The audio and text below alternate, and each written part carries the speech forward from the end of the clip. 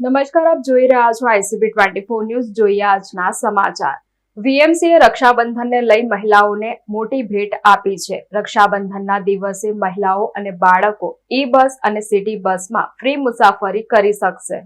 વડોદરા મહાનગરપાલિકાએ રક્ષાબંધનને લઈ મહિલાઓને મોટી ભેટ આપી છે. રક્ષાબંધનના દિવસે મહિલાઓ અને બાળકો ઈ-બસ અને સિટી બસમાં ફ્રી મુસાફરી કરી શકશે. પવિત્ર ભાઈ બહેનના પ્રેમ અને અતૂટ વિશ્વાસના પ્રતીક સમાન રક્ષાબંધન પર્વને લઈને વડોદરા મહાનગર સેવા સદન દ્વારા લોક ઉપયોગી અને આવકારદાયક નિર્ણય લેવામાં આવ્યો છે. રક્ષાબંધનના દિવસે શહેરની તમામ બહેનો અને બાળકો માટે પાલિકા સંચાલિત બસોમાં મુસાફરી સંપૂર્ણપણે નિઃશુલ્ક રાખવાની જાહેરાત કરવામાં આવી છે. મહાનગરપાલિકાના આ નિર્ણયથી શહેરીજનોમાં ખુશીની લહેર દોડી ગઈ છે. રક્ષાબંધન જેવા તહેવાર પર અવારનવાર બસ સ્ટેશનો અને બસોમાં ભારે ભીડભાડ જોવા મળતી હોય છે, ત્યારે પાલિકાની આ નિઃશુલ્ક બસ સેવાના કારણે બહેનોને મુસાફરીનો અનુભવ વધુ સરળ અને આનંદદાયક બનશે. વડોદરા મહાનગર સેવા સદન દ્વારા સંચાલિત PM ઈ-બસ સેવા સમિતિની અંદાજે 145 જેટલી તમામ સિટી બસોમાં આ વિશેષ છૂટછાટ લાગુ રહેશે.